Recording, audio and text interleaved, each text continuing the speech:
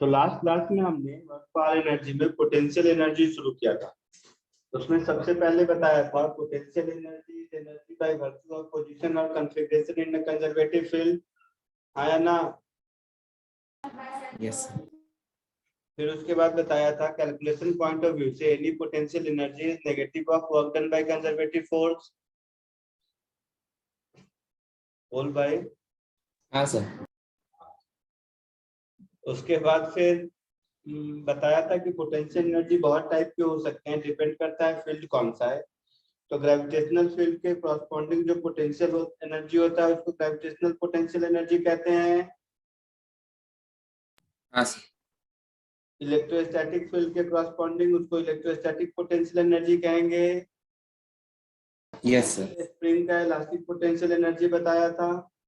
हाँ। उसमें से फिर मैंने कहा होगा कि ग्रेविटेशनल पोटेंशियल एनर्जी और इलास्टिक पोटेंशियल एनर्जी ये दोनों इस चैप्टर में पढ़ेंगे और बाकी पोटेंशियल एनर्जी अलग अलग चैप्टर में मिलते रहेंगे आपको अभी से आगे आने वाले 2 साल तक।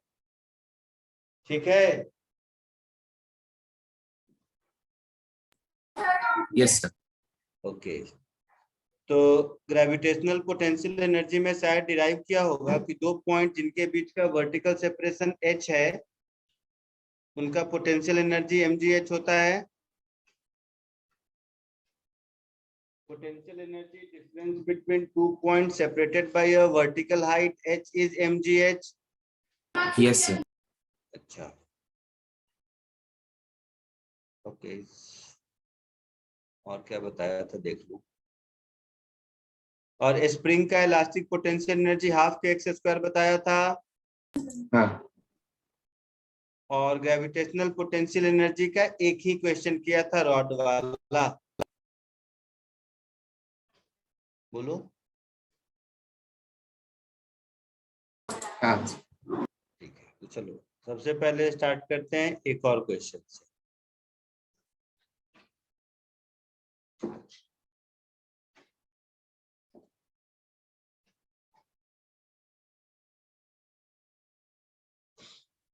सपोज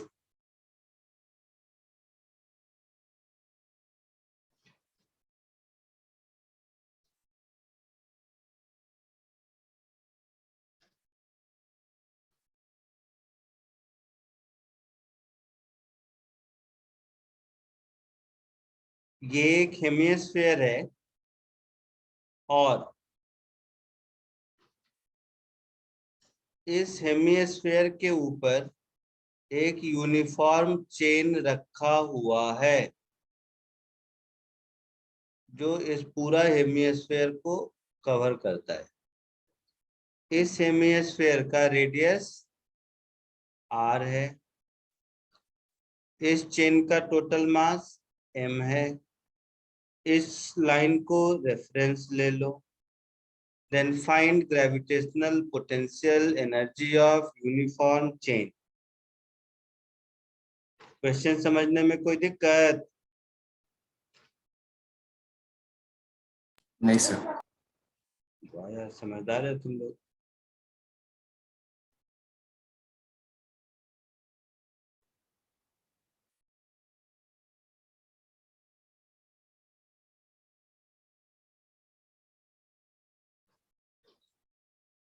चलिए इसको कोशिश कीजिए।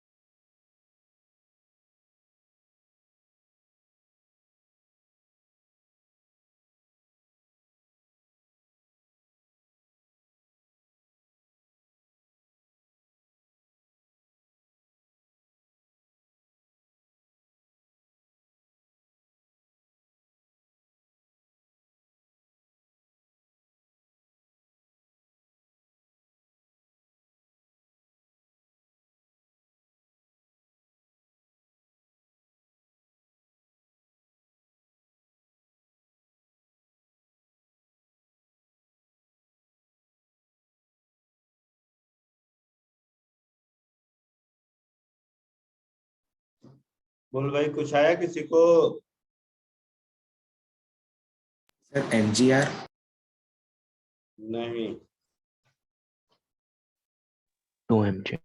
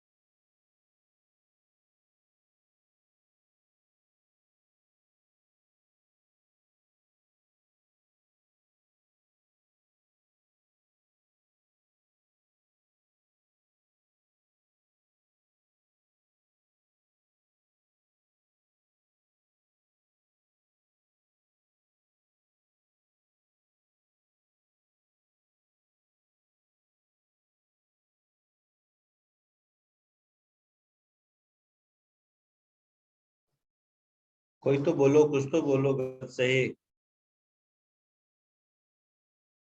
2mg बोलो।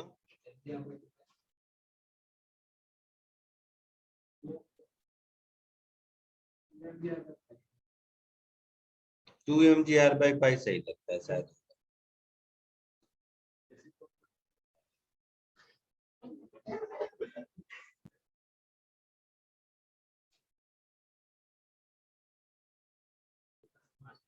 तो देखो इधर, यहां से थीटा एंगल पर एक छोटा सा सेगमेंट ले लेते हैं डी थीटा एंगल का। तो इस छोटे से सेगमेंट के क्रॉसपॉन्डिंग जो लेंथ होगा चेन का, इसकी वैल्यू हो जाएगी आर डी थीटा। आया ना? बोल भाई बाकी जनता। हाँ और हाँ ये जो आर डी थीटा वाला पॉइंट मास हो गया, इसका पोजीशन ग्राउंड से कितना ऊपर होगा?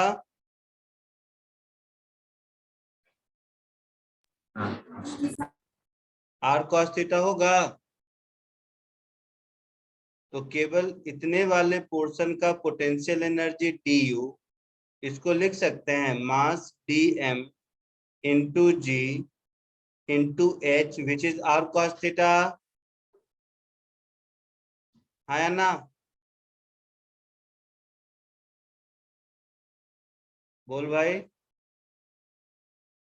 हाँ हाँ सर ये जो डीएम है ये क्या होगा? Mass per unit length into length R D theta into जी इंटू आर कॉस थीटा, ऐसा होगा।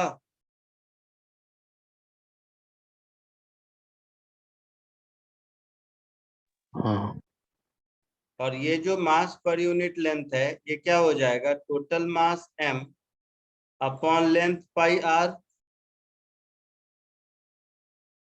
हाँ हाँ ना, आराम से तो हाँ बोलता है। सोया हुआ है? बोलो हाँ। Lambda r square g cos theta d theta, बोलना। हाँ सर हाँ, सोया हुआ था?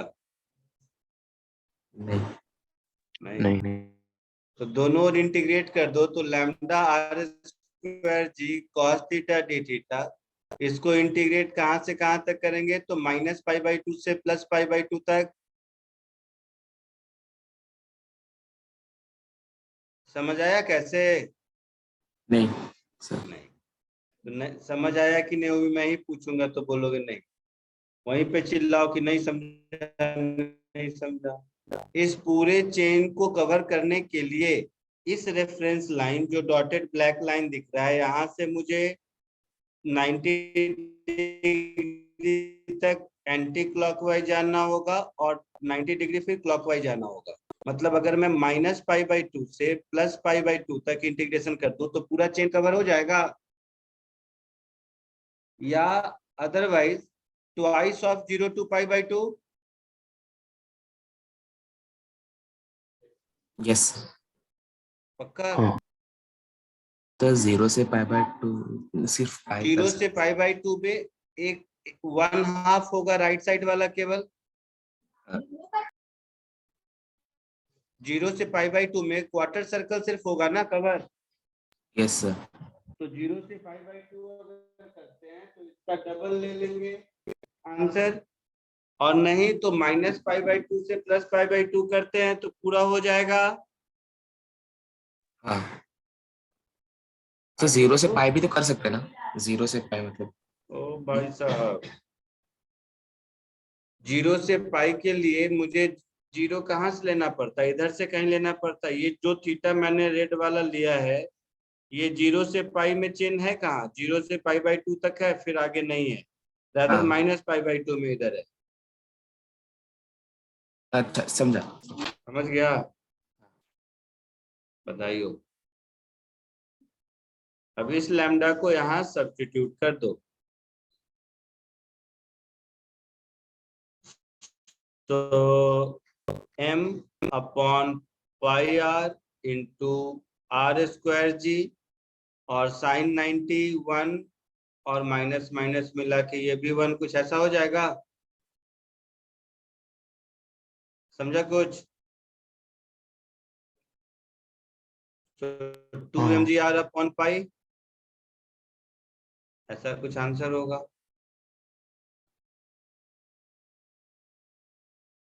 क्लियर है?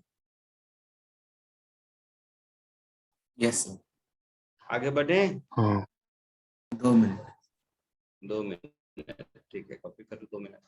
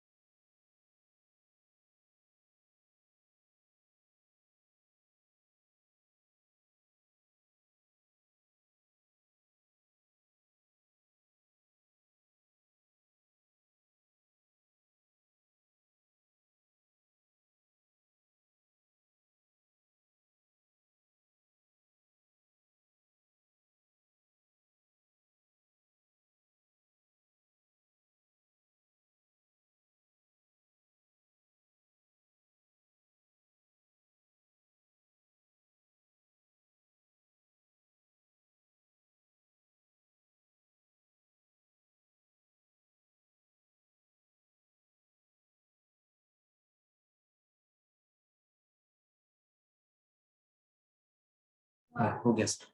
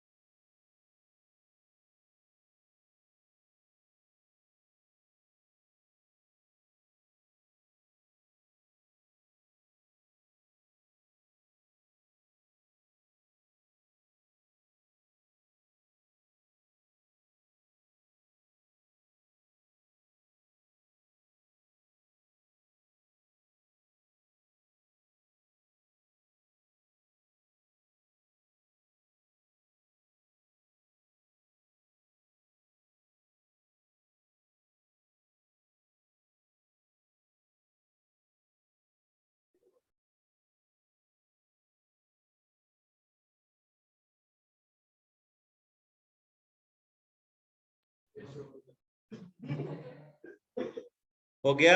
आगे बढ़े? Yes, sir. हाँ हाँ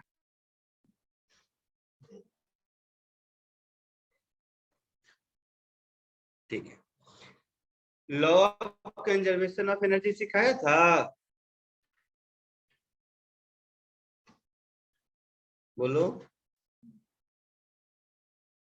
तुम लोग बताओगे तब। मेरा क्या है, मैं तो दिन में 5 बैच में सिखाता रहता हूँ, तो किसी में सिखाया होगा कहूंगा हाँ, मालूम रहता है मुझे ऐसे ही।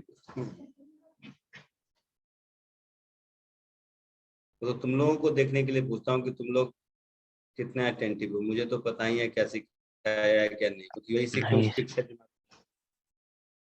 नहीं सीखा। नहीं नहीं सर। सिखाया था, अरे वाह। तो चलो सीखते हैं आज। बचपन में लेकिन सीखा होगा law of conservation of energy school में। हाँ हाँ सीखा है। क्या था? Potential energy equal to kinetic. जोर से बोलना, पक्का सो रहा है तू? Sir energy can either be created not. Sir, energy हाँ ये देखो transforms itself into one form to another. It can neither be created nor destroyed. अच्छा ऐसा है, सही। तो घर में पापा बोले ना ये कुछ नहीं करता है तू, तो बोलना नहीं नहीं, energy can neither be created not destroyed, कहीं तो यूज होगा, आप चिंता मत करो। ठीक है, तो ये जो भी आप लोग पढ़ते हैं वो ठीक पढ़ते हैं, बट मैं थोड़ा उसको ठीक कर लेता हूँ। वर्क एनर्जी थ्योरम में क्या सीखा था?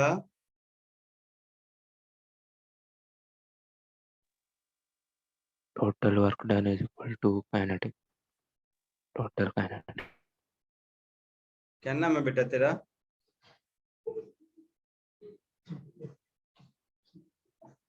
बोलो बोलो, सही बताया तो चॉकलेट दूंगा, नाम तो बता। बोलना कौन है?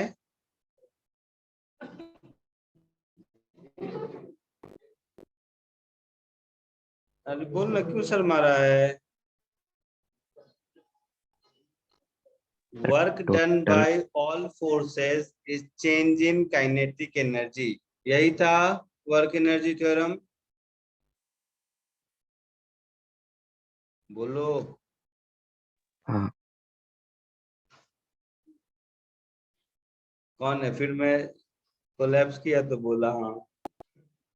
अब मुझे दिखने रहा, एक बार फिर से बोल बेटा।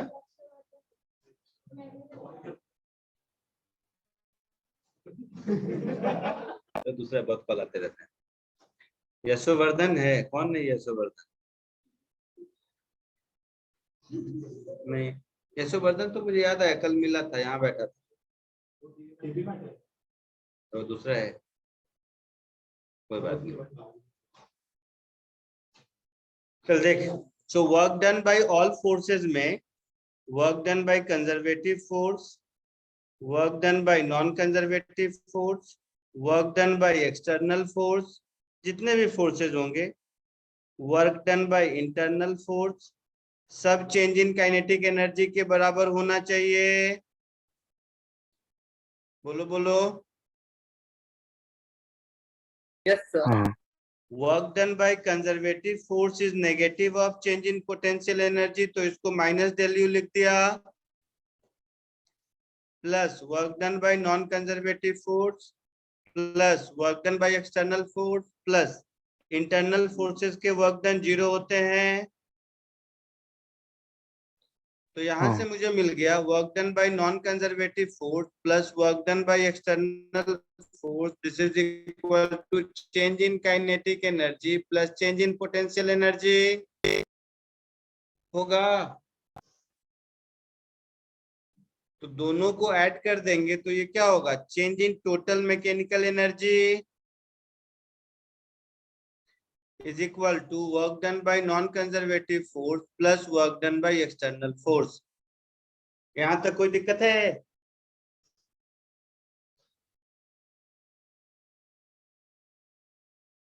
बोलो। नहीं सर। नहीं, very good.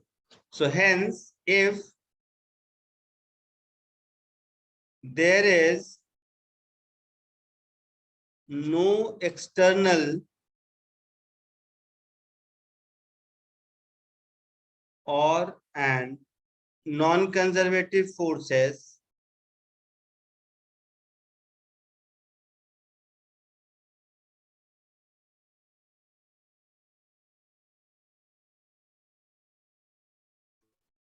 are present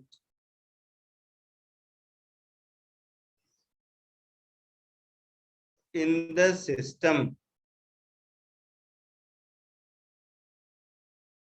then change in total mechanical energy zero हो जाएगा, होगा। इसका क्या मतलब हुआ कि total mechanical energy is constant. किसी चीज में चेंज जीरो है मतलब कांस्टेंट होगा। तो यही हो गया law of conservation of energy, कि अगर कोई नॉन कंजर्वेटिव और एक्सटर्नल फोर्स नहीं हो तो वैसे केसेस में सिस्टम की एनर्जी चेंज नहीं होती है। This is what we call it as law of conservation of energy. ठीक है, बोलो भाई। हाँ तो एनर्जी कंजर्व रहने के लिए सिस्टम में कोई भी एक्सटर्नल फोर्स या नॉन कंजर्वेटिव फोर्स नहीं होना चाहिए। जल्दी से इसको कॉपी कर लो, फिर इसकी प्रैक्टिस करेंगे।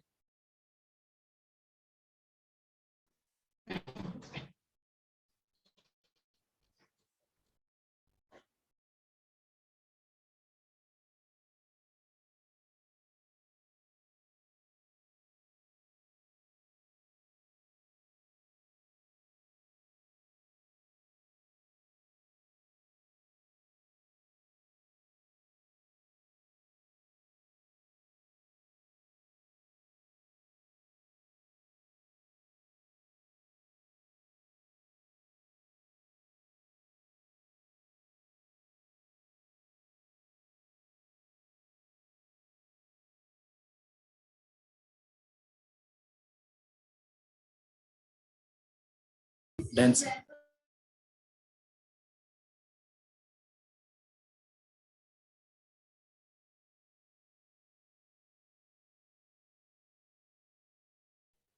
हो गया, आगे बढ़ू? सर एक मिनट। अरे वाह, बताइए। चलो क्वेश्चन करो।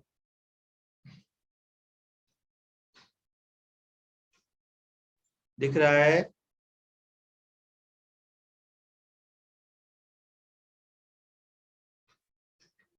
दिख रहा है? हाँ यस सर। कोशिश कीजिए। यही law of conservation of energy पे बेस्ड है।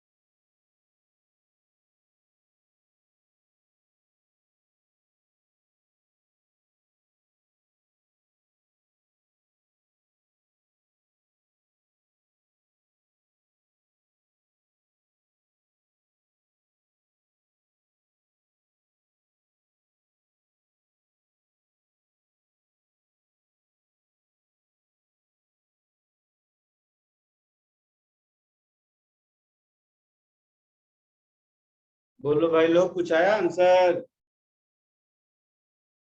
1 मिनट। मतलब 1 मिनट क्या, अब मैं पूछा तो अब तो पता नहीं लगेगा ऐसा? Sir mgl/18। mgl/18, ठीक है। और कोई?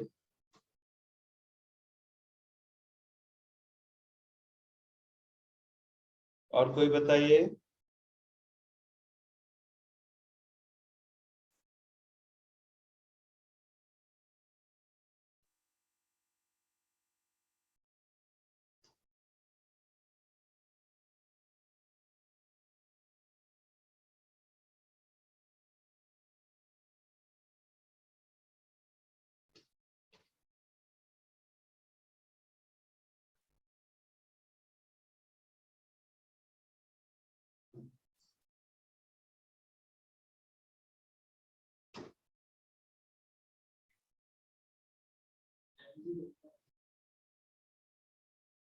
सबको यही आ रहा है, mgl/18।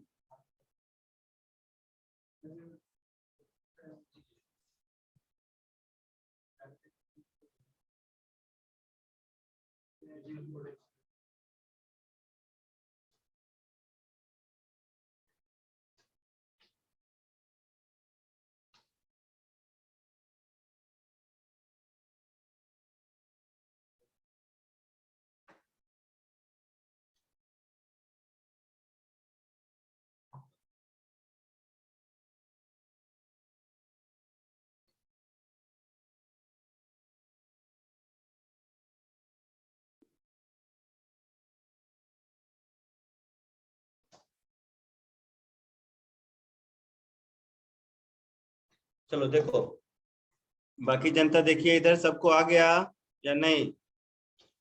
mgl/3 एक आंसर मिला मुझे अक्षत, mgl/18 मिला मुझे ऋषि,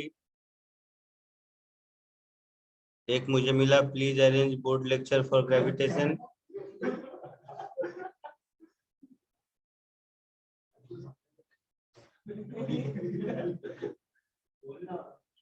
चलो देखो इधर, 2/3 पार्ट ऑन द टेबल है,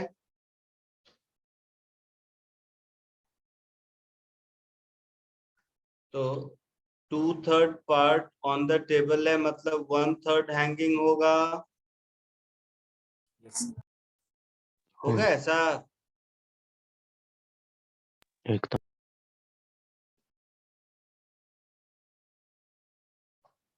तो टोटल लेंथ अगर L है तो 2L/3 टेबल पर है और L/3 हैंग कर रहा है, ऐसा है। अब इसको पुल करके टेबल के ऊपर ले गया, यही कहानी है। सर शायद होल्ड करके रखा है।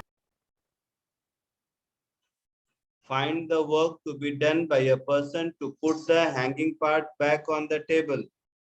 इंग्लिश पढ़ो, इंग्लिश। ओके मतलब ठीक है सर। नीचे वाला ऊपर आया मतलब पुल करके ले गया होगा ना। हाँ हाँ। लोग प्रॉपर इंग्लिश पढ़ के नहीं आते लोग।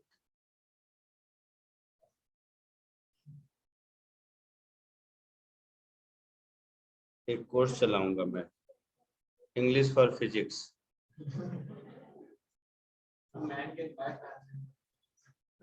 सर उसकी बहुत जरूरत है। बहुत जरूरत है ना। हाँ, इंग्लिश फॉर फिजिक्स पहले चलेगा 2 महीना, उसके बाद मैथमेटिक्स फॉर फिजिक्स चलेगा 2 महीना, क्योंकि ये दोनों आ गया फिर फिजिक्स कोई भी सीख सकता है। क्योंकि आधा लोग फिजिक्स को डिफिकल्ट बताते हैं क्योंकि उनको मैथ्स नहीं आता है। ऐसा कि नहीं, मैं ऐसे ही बोल रहा हूँ? नहीं सर है ऐसा। ऐसा है ना। तो अब बेचारा बदनाम होने के लिए फिजिक्स है और आता है मैथ और इंग्लिश नहीं। क्या करेगा बेचारा फिजिक्स, सबका बदनामी लिए घूमता रहता है। खैर कोई बात नहीं, घबराओ नहीं। ये रेफरेंस है, नीचे दिख रहा है, yes sir. Black dotted line reference है। तो m/3 मास हैंग कर रहा होगा और 2m/3 मास टेबल के ऊपर होगा। इनिशियल पोटेंशियल एनर्जी इस सिस्टम की अगर मैं लिखूं तो m/3 इंटू जी इंटू L/6 ऐसा होगा। पिछले लेक्चर में देखा था mgL/2 आया था, हाँ तो ये हो गया mgL/18। फाइनल एनर्जी अगर मैं देखूं तो क्या होगा, पूरा मास L/3 हाइट पर है तो mgL/3 होगा। बोलिए। हाँ वर्क एनर्जी थ्योरम से work done by all forces is equal to change in kinetic energy, मतलब work done by gravity plus work done by external force plus work done by normal reaction of the table, zero होना चाहिए। Gravity का हो गया -delta U, external का ढूंढना है, normal का जीरो, और ये भी zero. So work done by external force is change in potential energy, that is final minus initial, हाँ या ना? So mgL/3 minus mgL/18, सबका आंसर गलत है, होगा ऐसा? हाँ So mgL common 1/3 minus 1/18, 3 6 जा 18, 6 minus 1 5, so 5/18 mgL। समझ आया? बोलो, बोलना भाई, दिल रखने के लिए बोल दे कि हाँ आ गया, और नहीं आया तो बोलो नहीं आया। चमका कुछ? हाँ सर, बस लास्ट वाला पार्ट नहीं आया, लास्ट वाला पार्ट क्या नहीं आया, क्या कह रहे हो, नहीं समझ जो आपने पूछना है? वर्क, हाँ वर्क एनर्जी थ्योरम जो आपने लगाया उसके बाद ही समझा। तो यहाँ पर चेन पर कौन कौन फोर्स लग रहा है, एक एक्सटर्नल एजेंट लगा रहा होगा कुछ, हाँ सर। ग्रेविटी लगा रहा है, और टेबल का नॉर्मल रिएक्शन लगा रहा है, यही तीन बात हो रही है। हाँ तो तीनों के वर्क डन का सम जीरो होना चाहिए, क्योंकि initial kinetic energy zero, final zero. हाँ तो वही लिख दिया। ग्रेविटी का work done negative of potential energy होगा, हाँ हाँ sir. -Delta U। External force का वर्क डन ढूंढना है, और नॉर्मल का जीरो। उसके बाद तो एडिशन सब्ट्रैक्शन मल्टीप्लिकेशन है जो आता होगा आपको। यस।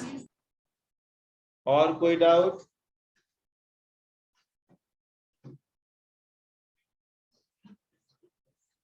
बोलो।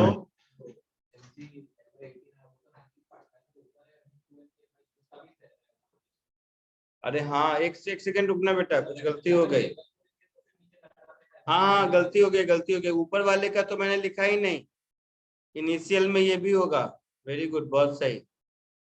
That is 2m/3 into ji into L/3, ये भी होगा, सॉरी माय मिस्टेक। ऊपर वाले का पोटेंशियल एनर्जी तो मैंने लिखा ही नहीं इसमें। सो 2mgL/9 हो गया ये, इसमें ऐड किया तो बोलो ना। तो 9 2 जा 18, तो 2 2 जा 4 + 1 5/18 होगा ये। तो 5 mgL/18 ये इनिशियल होगा, सॉरी गलती हो गई, तो इनिशियल में 5/18 होगा। तो यहाँ पर 1/3 - 5/18, तो 3 6 जा 18, 6 - 5 1/18 होगा। सही बोला था आप लोगों ने आंसर। हाँ तुम तो पहले भी हाँ बोला था, फिर हाँ बोलता है। ठीक है, 1/18 होगा, सॉरी वो मैं गलती हो गई। आगे बढ़े। रेफरेंस कहीं भी लोगे फाइनल आंसर में फर्क नहीं पड़ने वाला है। हाँ आगे बढ़ूं?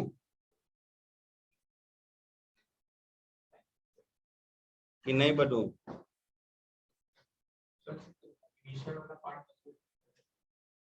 बोलो बोलो क्या पूछ रहे हो? हाँ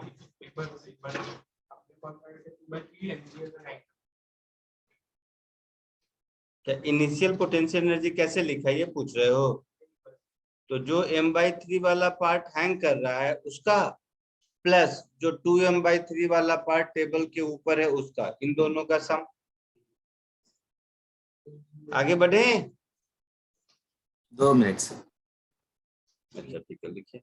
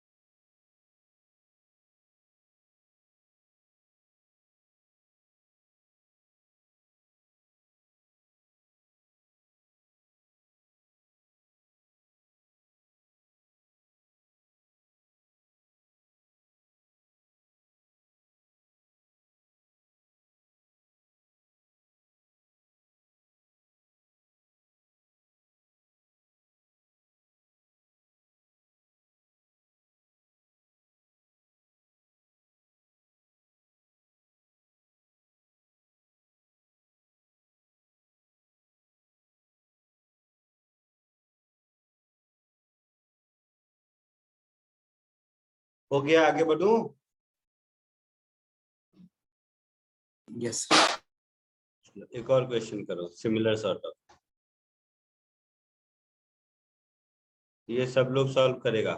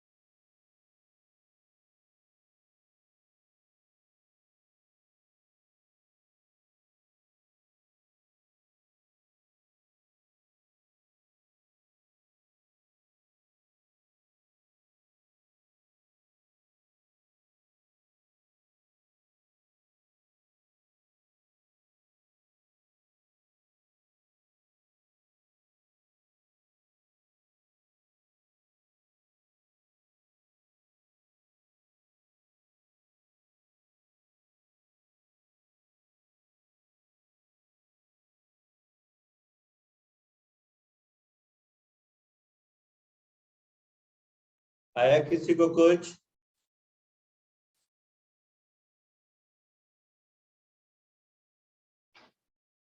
बोलिए, हाँ आया कुछ?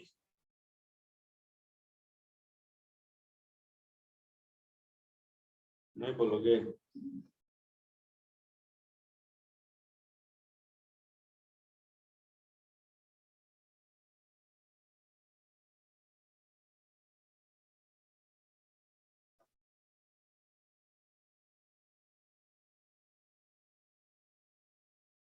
कुछ नहीं चमक रहा है।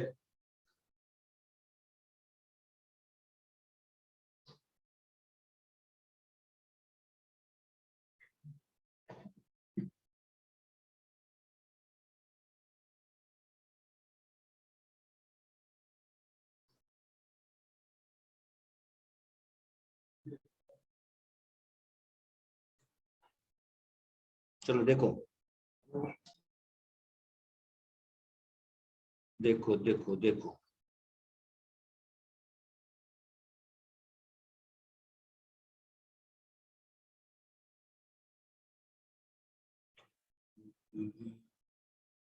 क्या हो गया ये?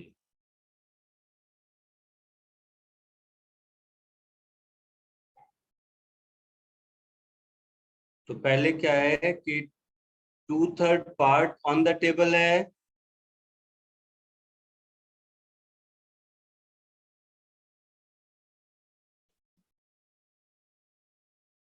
और 1/3 हैंग कर रहा है। ये कहानी है। Yes sir. अब ये 1/3 हैंग करने वाले के वेट की वजह से ये नीचे की ओर सरकेगा,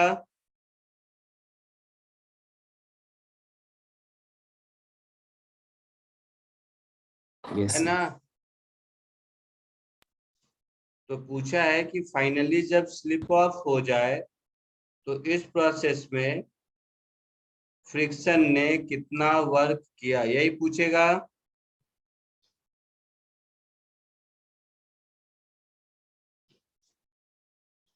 तो ये हमारा इनिशियल पोजीशन है,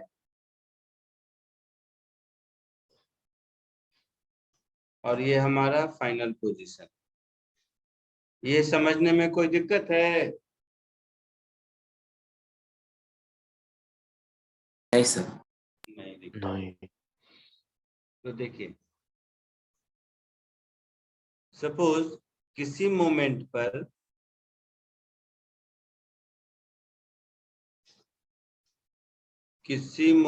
पर एक्स लेंथ ऑफ चेन ऊपर हैंग कर रहा है, तो जो फ्रिक्शन फोर्स लगेगा इसके ऊपर, वो फ्रिक्शन फोर्स कितना लगेगा?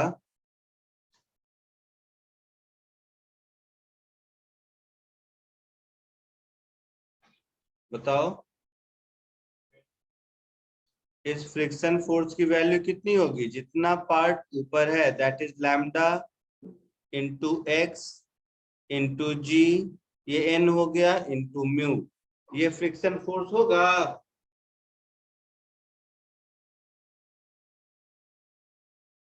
बोलो, जब तक नहीं बोलोगे आगे नहीं बढ़ूंगा मैं। सर एक्स का वैल्यू तो हमें पता है ना, मतलब एक्स का वैल्यू पता है ना, कहाँ पता है? 12/3। भाई साहब, वो एक्स का इनिशियल वैल्यू है, जैसे जैसे गिरने लगेगा उस एक्स में चेंज होगा ना,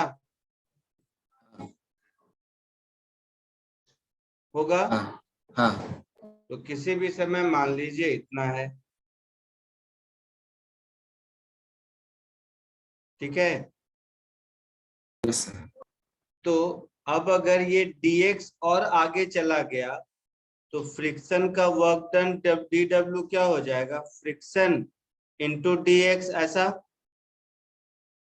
that is lambda g mu x dx, ऐसा। और फ्रिक्शन और डिस्प्लेसमेंट के बीच 180 डिग्री, सो माइनस साइन, समझे कुछ? यस।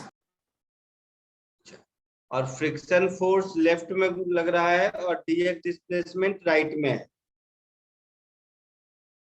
समझ रहे हो कुछ कि नहीं? हाँ सर। चलो माइनस माइनस हटा दो, तुम लोग नहीं समझ रहे हो तो बाद में देखो। नहीं सर, समझ गया, समझा। समझ गया, बताइए। हाँ सो इस x dx को अगर हम इंटीग्रेट करते हैं 12/3 से 0 तक, तो हमारा काम चलेगा, है ना? हाँ तो x की इनिशियल वैल्यू 12/3 थी, फाइनल वैल्यू 0 थी, तो ये हो गया लैम्डा म्यू जी इंटू 12/3 का whole square upon 2 with minus sign, ऐसा होगा? हाँ पक्का? हाँ हाँ सर। So lambda is mass per unit length, that is m/l into mu into g into 1/2 into 4 l square upon 3 square is 9, ऐसा कुछ होगा? हाँ So -2 mu m g l divided by 9, ये आंसर होगा। एक बार बुक से भी देख लो, तो मैंने एस शर्मा की बुक का क्वेश्चन नंबर शायद 39 दिया था। कौन सा दिया था? बुक है किसी के पास? सर वही है, 39 ही है। 39 है। देखा, यही आंसर है।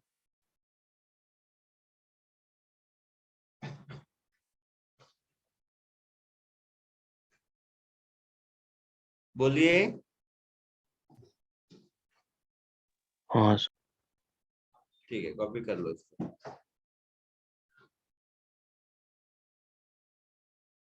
अब तुम सोचोगे कि इसमें तो आपने फोर्स मेथड लगाया, एनर्जी की कोई जरूरत पड़ी ही नहीं, ऐसा हाँ लग रहा है आपको? हाँ हाँ सर। तो पहले इसको कॉपी करो और कॉपी करते करते सोचते रहो कि क्या एनर्जी मेथड से इसको सॉल्व कर सकते हैं।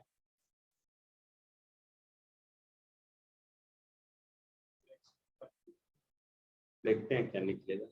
आई बात समझ में? तो इसे कॉपी कीजिए और कॉपी करते करते सोचिए कि वर्क एनर्जी थ्योरम लगा के इसको कैसे सॉल्व कर सकते हैं। ठीक है। हाँ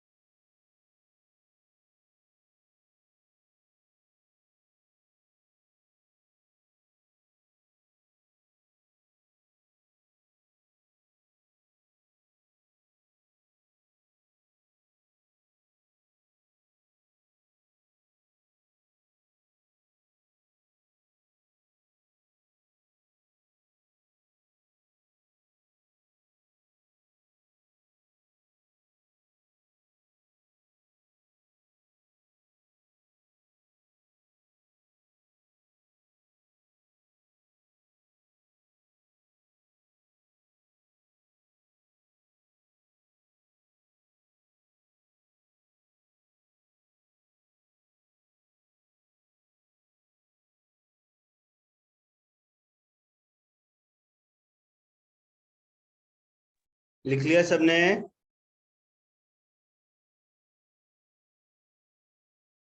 बोलो भाई। हाँ सो रहा था मेरी तरह। लिख लिया? सही सही बोल। हाँ लिखा। लिख लिया। लिख अब बताओ, एनर्जी मेथड से इसको सॉल्व कर सकते हैं क्या? पहली बात, कर सकते हैं तो कैसे करेंगे, और नहीं कर सकते हैं तो क्यों नहीं करेंगे?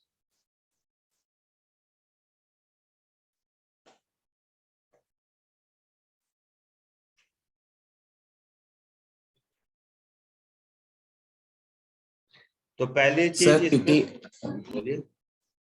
सर यहाँ पर फ्रिक्शन जो है वो नॉन कंजर्वेटिव फोर्स है, इसकी वेरी वजह गुड, से वर्क इनर्शिया नॉन से नहीं कर सकते। कंजर्वेटिव फोर्स है। तो नॉन कंजर्वेटिव फोर्स के केस में एनर्जी कंजर्व नहीं रहता है। तो law of conservation of energy इसमें एप्लीकेबल नहीं होगा। ये बात समझ आई? Yes sir.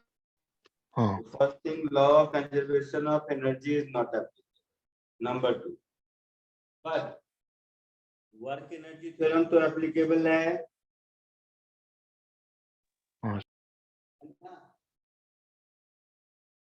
तो work done by all forces is changing kinetic energy. तो चेंज इन काइनेटिक एनर्जी में मुझे सर आपका आवाज नहीं आ रहा। चेंज इन काइनेटिक एनर्जी में मुझे वेलोसिटी ऑफ चेंज चाहिए होगा एट दिस वेरी मोमेंट। हाँ या ना? हाँ तो अगर मुझे एक्सीलरेशन मिल जाए तो फाइनल काइनेटिक एनर्जी मिलेगा, तब लॉ ऑफ कंजर्वेशन, तब वर्क एनर्जी थ्योरम लगा सकते हैं। हाँ बोलो बोलो, कुछ तो बोलो। लगा सकते हैं। तो कोशिश करके देखते हैं होता है या नहीं। होगा तो ठीक, नहीं होगा तो नहीं होगा। सो ये पहला वाला है, मेथड 1।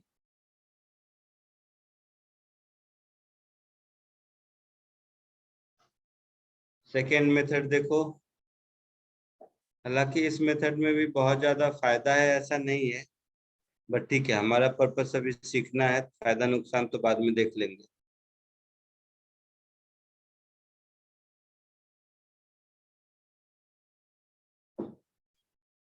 तो देखो, सब सुनेगा ध्यान से। इस मेथड में क्या करते हैं हम लोग कि किसी भी मोमेंट पर मान लो x length of chain is hanging,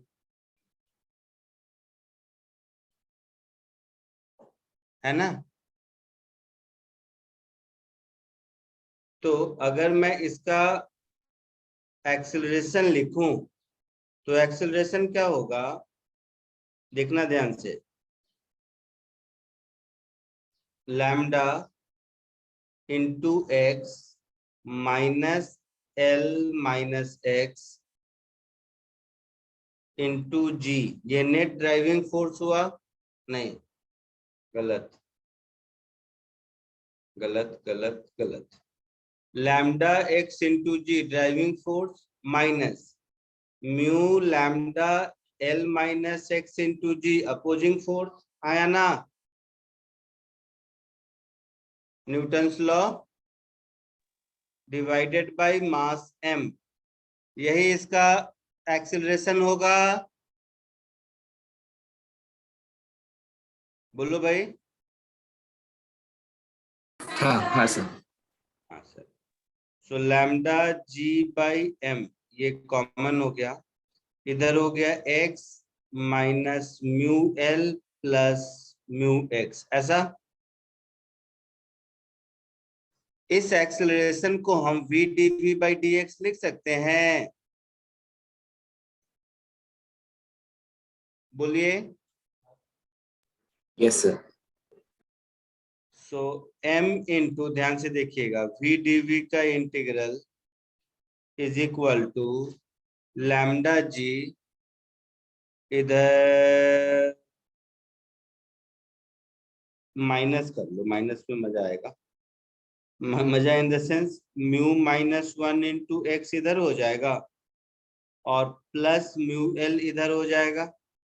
समझा सबने मैंने क्या किया? और dx इधर हो जाएगा और इंटीग्रेशन इधर हो जाएगा। तो x is equal to L/3 से 2L/3 तक मुझे इंटीग्रेट करना है।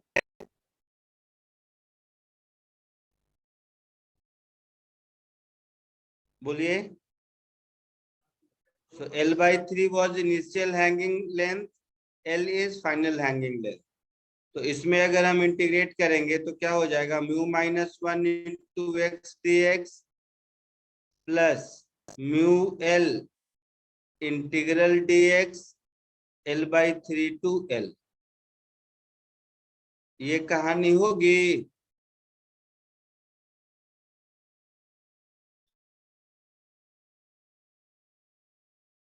सो माइनस mg/l, ये हो गया म्यू माइनस 1, एक्स का इंटीग्रेशन एक्स स्क्वायर बाई 2, तो 2 इधर, एक्स स्क्वायर मतलब L square minus L square by 9 plus mu L dx का x हो जाएगा, that is l minus L/3। समझे कुछ समझ रहे हो कि मैं ही ऐसे से किए जा रहा हूँ?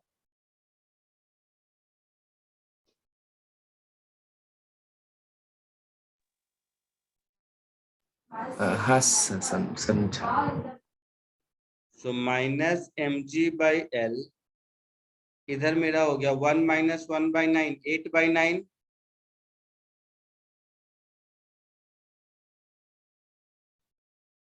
सो 8/18 mu minus 1 into L square plus 3 minus 1 2/3 mu L square, ऐसा कुछ। हाँ अच्छा, तो ये एल स्क्वायर को भी बाहर ले लीजिए, तो ये हो गया माइनस mgl, इधर हो गया 8/18 म्यू माइनस 8/18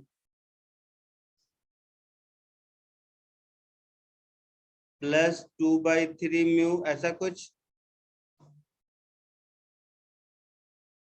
हाँ तो ये कितना हो गया? mgl कर ले यार, कुछ मुझे सब नहीं आता। 18 एलसीएम ले 4 लोगे म्यू वाले में तो 3 6 जा 18, 6 2 जा 12, 12 प्लस 8 20, सो 20/18 म्यू माइनस 8/18 म्यू, ऐसा कुछ। हाँ नहीं, दूसरे वाले में म्यू नहीं आएगा, 8 माइनस 18 ऐसा आएगा। चलो थोड़ा सा कुछ तो ठीक हो रहा है लाइफ में, तो इसको ऐसे लिख देते हैं। 2 से कैंसिल होगा तो ये 4 और ये 9 और ये 2 से जाएगा तो 10 और ये 9, सो माइनस mgl/9 बाहर 10 म्यू माइनस 4। ये हो गया kinetic energy of the system. Final हो गया। हाँ अब वर्क एनर्जी थ्योरम लगाओ। Work done by all forces is change in kinetic energy. तो ऑल फोर्सेस में ग्रेविटेशन आ गया, ऑल फोर्सेस में फ्रिक्शन आ गया, ऑल फोर्सेस में नॉर्मल रिएक्शन आ गया। This is equal to minus mgl/9 10 mu minus 1, ऐसा हो गया।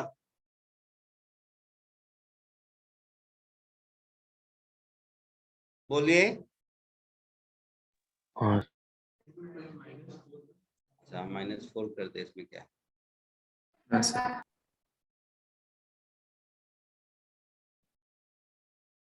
ऐसा। सो mgl/9 4 minus 10 mu, work done by gravity that is negative of change in potential energy, work done by friction जो कि ढूंढना है, work done by normal 0। अब potential energy की कहानी देखो, इसी को अगर रेफरेंस ले लोगे तो इनिशियल पोटेंशियल एनर्जी क्या हो जाएगा, ठीक कर देता हूँ। So work done by friction is equal to mgl/9 into 4 minus 10 mu plus delta U, that is mgl/9 4 minus 10 mu plus final energy minus initial energy. तो एनर्जी के लिए क्या करते हैं, टेबल टॉप को ही रेफरेंस मान लेते हैं, उल्टा भी कर सकते हैं, कोई दिक्कत नहीं है।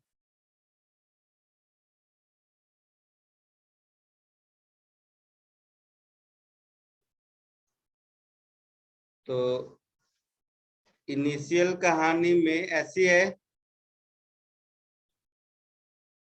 m/3 नीचे और l/3 लेंथ नीचे। तो इनिशियल वाला एनर्जी कितना हो जाएगा, minus of m/3 into ji into l/6, that is minus mgl/18 initial होगा। बोलो, सोच समझ के बोलो। और इसी तरह जब पूरा हैंगिंग हो जाएगा तो माइनस mgl/2 होगा। रेफरेंस अगर हमने इसको लिया है तो ठीक है, तो इन दोनों वैल्यूज को यहाँ पर पुट कर दीजिए। एक मिनट फिर से ऊपर करना। So 4 mgl/9 minus 10 mu mgl/9 plus final energy मतलब minus mgl/2 minus initial energy मतलब plus mgl/18। So this is 4 mgl/9 minus 10 mu mgl/9 plus यहाँ एलसीएम लोगे तो 18, 2 9 जा 18, ऐसा कुछ होगा। तो ये कैंसिल होता हुआ दिख रहा है, नहीं समझे?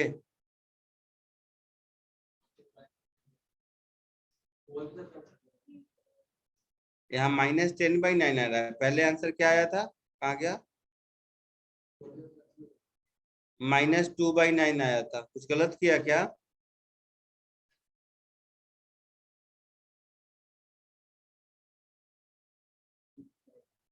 फोर बाई नाइन वाला टर्म कैंसिल हो रहा है ना, तो ये 10/9 वाला गलत आ रहा है। हाँ। यहाँ -2/9 आना चाहिए था। कोई बात नहीं, कहीं कोई दिक्कत नहीं है। तुम लोग क्या करो, इसको कॉपी करो, कहीं प्लस माइनस में मैंने कुछ गलती किया है तो दिख जाएगा, ठीक है। तो मैं ये, मेरा मोरल ऑफ द स्टोरी ये कहने का था कि इसमें एनर्जी मेथड से देखो काफी लेंदी लग रहा है, इसमें फोर्स मेथड आसान था, यस सर। है ना। बट हमें सीखना है तो हम दोनों करेंगे। ये 10-9 वाले में कहीं मैंने कुछ मिस्टेक किया है, एक बार चेक कर लीजिए, तो जब कैलकुलेशन करते जाएंगे तो आपको दिख जाएगा कहाँ गलती है, ठीक है।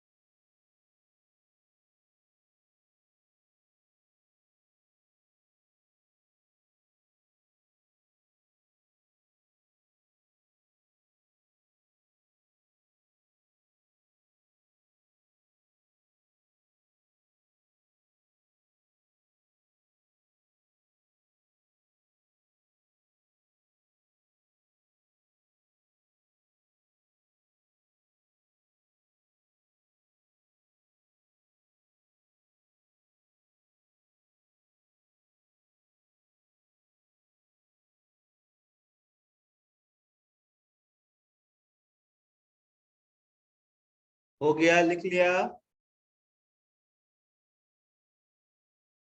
लिख लिए? एक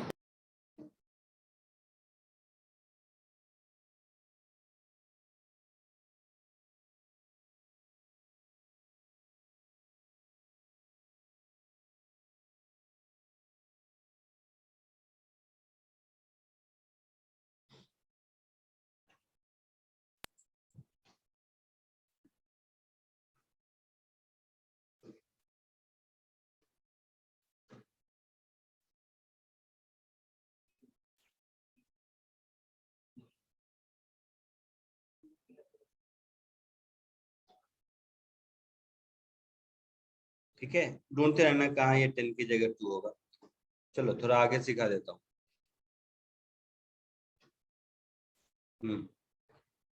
टाइप्स ऑफ इक्विलिब्रियम। इक्विलिब्रियम तुम लोग पढ़ चुके हो।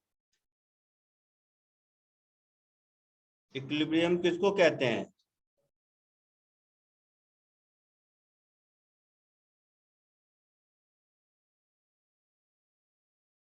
बोलो। At rest, object at rest जब सारे फोर्सेस एक दूसरे कैंसिल कर देते हैं। नेट फोर्स जीरो को इक्विलिब्रियम कहते हैं। Yes sir. बट ध्यान से देखोगे तो इक्विलिब्रियम में भी बहुत टाइप के इक्विलिब्रियम होते हैं। So energy point of view से इसका क्लासिफिकेशन देखते हैं हम लोग इक्विलिब्रियम का।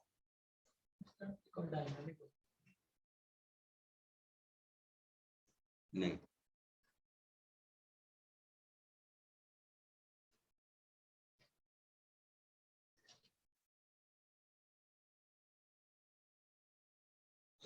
सबसे पहले जिसको बोलते हैं स्टेबल इक्विलिब्रियम।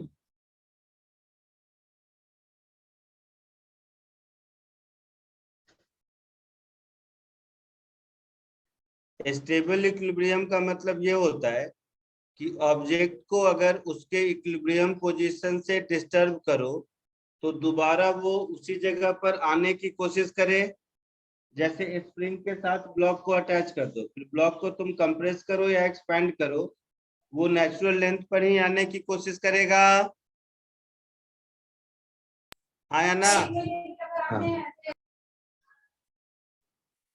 बोलो। तो हाँ एनर्जी के सर। पॉइंट ऑफ व्यू से अगर देखें हम, तो सपोज ये पोटेंशियल एनर्जी का कर्व है, मतलब वाई एक्सिस पर पोटेंशियल एनर्जी और एक्स एक्सिस पर पोजीशन। तो जो ये वाला पॉइंट है, जो ये वाला पोजीशन है, पॉइंट नहीं, जो ये वाला पोजीशन है, ये पोजीशन एक्स का है, इस पोजीशन पर फोर्स अगर देखेंगे तो फोर्स क्या होता है? Minus D u by d x. और डी यू बाई डी हाँ एक्स जीरो दिख रहा है क्योंकि स्लोप एक्स एक्सिस के पैरेलल है। हाँ तो यहाँ पर फोर्स जीरो है, ये पक्का है। अब ऐसे सोचो कि इस इक्विलिब्रियम को डिस्टर्ब करे, इस ब्लॉक को हम उठा के यहाँ रख दें, तो ये दोबारा यहाँ आने की कोशिश करेगा। या इसको मैं इधर रख दूं तो ये दोबारा यहाँ आने की कोशिश करेगा। मतलब इस इक्विलिब्रियम पर क्या क्या दिख रहा है आपको? तो पहली चीज दिख रही है कि D u by d x zero होना चाहिए। दूसरी चीज दिख रही है कि पोटेंशियल एनर्जी मिनिमम होना चाहिए। हाँ या ना? हाँ तो पोटेंशियल एनर्जी मिनिमम होना चाहिए। इस बात को अगर मैं मैथमेटिकली लिखूं तो ऐसा लिख सकता हूँ, d two u by d x square positive होना चाहिए, हाँ है ना? तो ये दोनों मिला के कंडीशन फॉर स्टेबल इक्विलिब्रियम हुआ। मीन्स कंजर्वेटिव फील्ड में वो पोजीशन जहां पर d u by d x zero है और d two u by d x square positive है, ये होगा स्टेबल इक्विलिब्रियम। चमका कुछ? हाँ सर। यही दूसरी ओर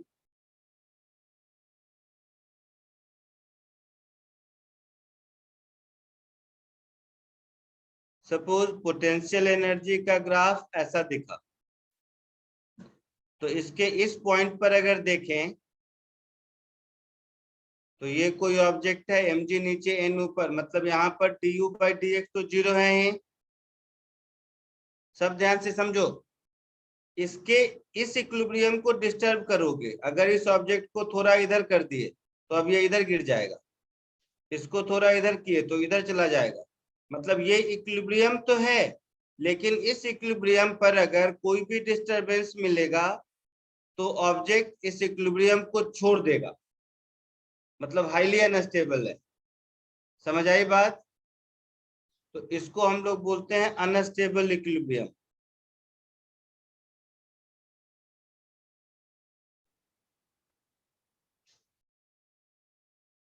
इक्विलिब्रियम दोनों है, दोनों पर नेट फोर्स 0 है, बट दूसरा वाला इक्विलिब्रियम हाईली अनस्टेबल है।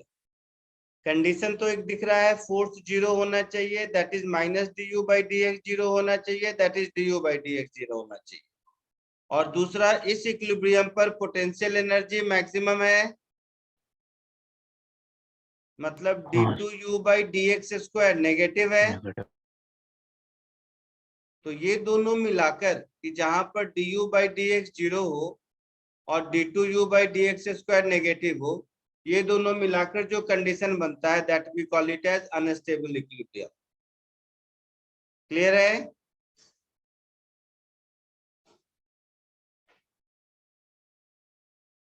बोल भाई। हाँ एक थर्ड कैटेगरी है जिसको बोलते हैं न्यूट्रल इक्विलिब्रियम।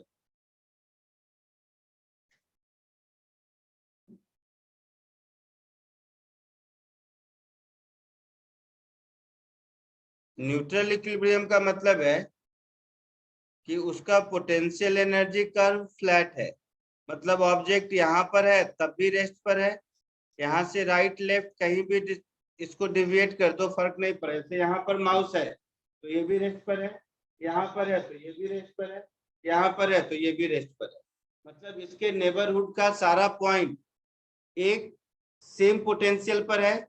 तो इस इक्विलिब्रियम को डिस्टर्ब करके राइट लेफ्ट कहीं भी ले जाएंगे तो नया इक्विलिब्रियम पर पहुंच जाएगा। समझ रहे हो?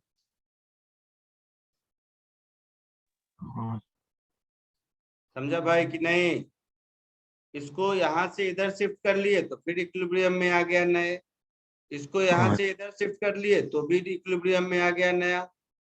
तो इसका मतलब क्या है कि यहाँ पर du/dx तो 0 है ही, और साथ ही साथ d2u/dx² भी 0 है। तो ये दोनों हाँ कंडीशन मिलाकर हम लोग इसको न्यूट्रल इक्विलिब्रियम कहते हैं। चमका कुछ? हाँ पक्का?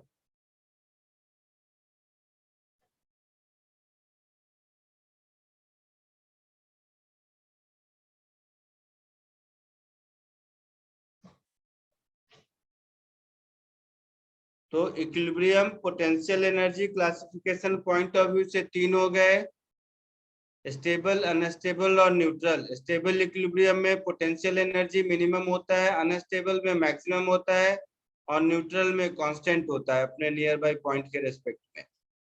तो कॉमन सेंस है ये, है ना? कॉपी कर लो इसको।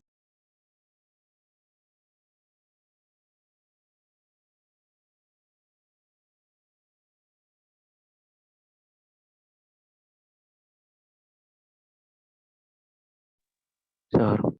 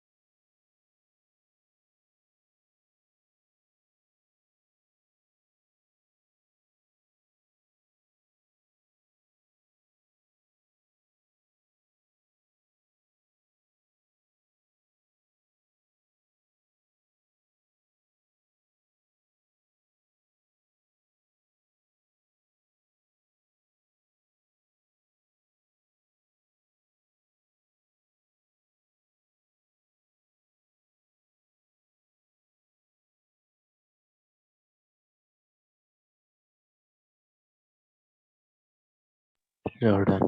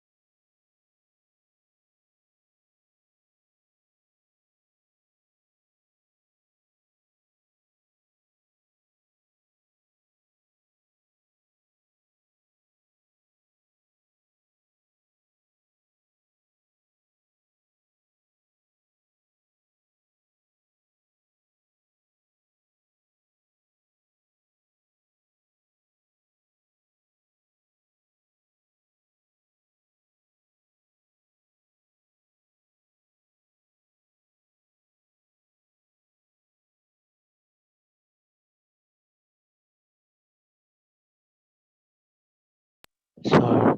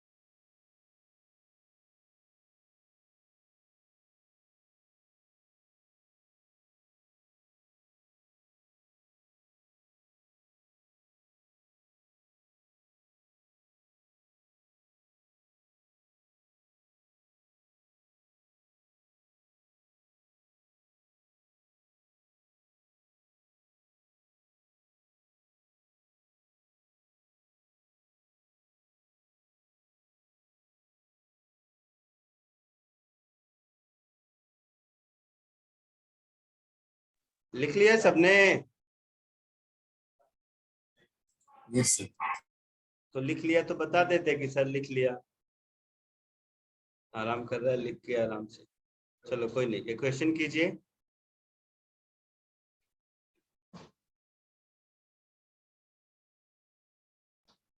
देख रहा है?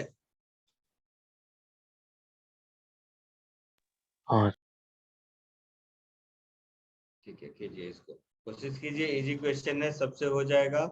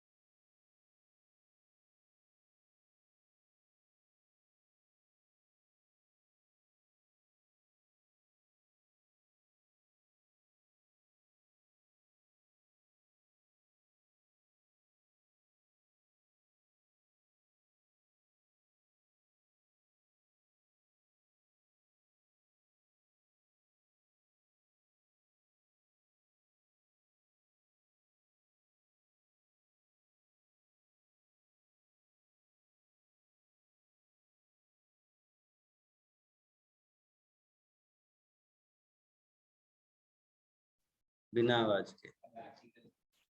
आया कुछ?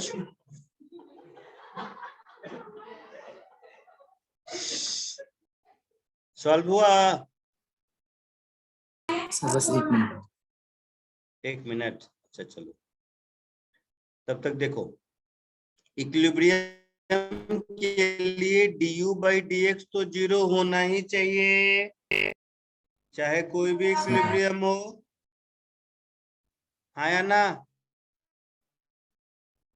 तो इसको डिफरेंशिएट करेंगे तो -12a/x⁻13 plus 6b/x⁻7, this should be equal to 0, isn't it?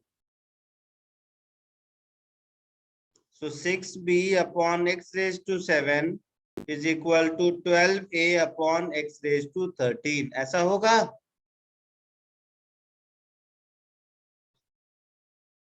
Yes sir. तो x⁻6 is 12a/6b, 6 2 जा 12, so x is 2a/b whole to the power 1/6। ये एक इक्विलिब्रियम का पोजीशन हुआ, बट ये स्टेबल है या नहीं ये भी चेक करना है, क्योंकि क्वेश्चन में पूछा है स्टेबल इक्विलिब्रियम। बोलिए। इसको अगर 0 के इक्वेट किया तो मतलब स्टेबल ही होगा ना। सो d2u/dx²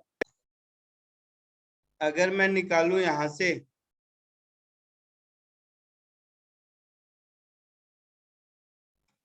तो कितना हो जाएगा? -12 into -13a/x⁻14 plus 6 into -7b/x⁸, ऐसा होगा?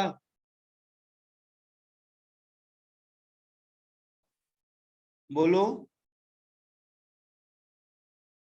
So 1/x⁸ कॉमन हो गया, इनफैक्ट 6 भी निकाल सकते हो, 6 भी कॉमन हो गया, तो 6 2 जा 12, तो 26a-7b, ऐसा कुछ होगा?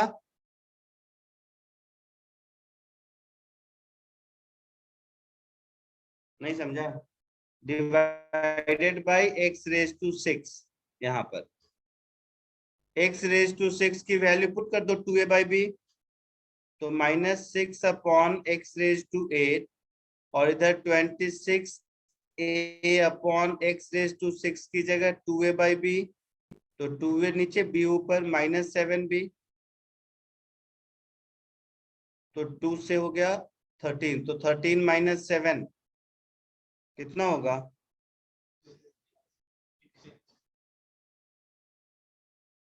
तो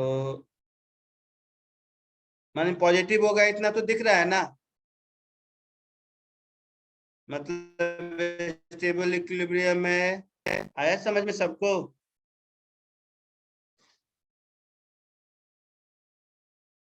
आगे बढ़ूं?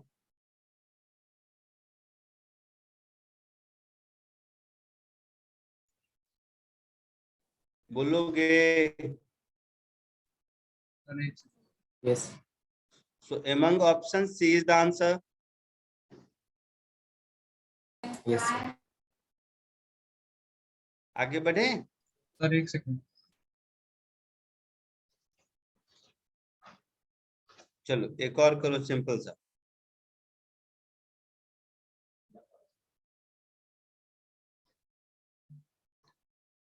ये थोड़ा छोटा है, जल्दी से कीजिए, वन लाइनर है, साइज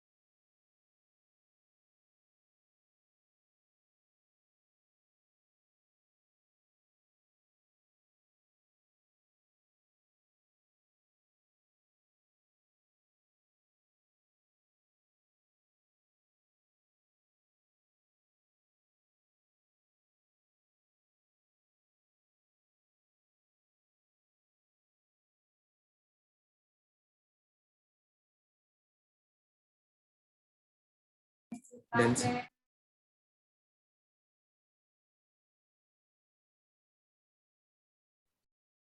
लिख लिए? सॉल्व हुआ? Yes, sir. क्या है आंसर बताइए? Stable equilibrium. du by dx करेंगे इसमें तो क्या मिलेगा आपको? 2ax minus b। AX plus minus B. इस du by dx को 0 से इक्वेट करेंगे तो क्या मिलेगा? x is b upon 2a मिलेगा? बोलो। Yes, sir. और d2u by dx स्क्वायर करोगे तो क्या मिलेगा? 2a विच इज पॉजिटिव मिलेगा। Means x is equal to b by 2a is stable equilibrium। कोई डाउट किसी को?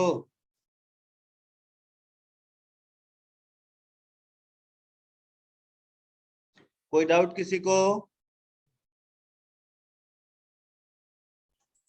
Yes. ठीक, चलिए आज के लिए इतना ही, नेक्स्ट लेक्चर में मिलते हैं। चैप्टर मेरी तरफ से खत्म, मुझे इतना ही आता था। ठीक है, नेक्स्ट क्लास में एससी वर्मा डिस्कस करेंगे, अगर आप करके लाओगे तो, नहीं तो फिर आगे का चैप्टर बहुत सारे बचे हैं। सर पूरा करना है।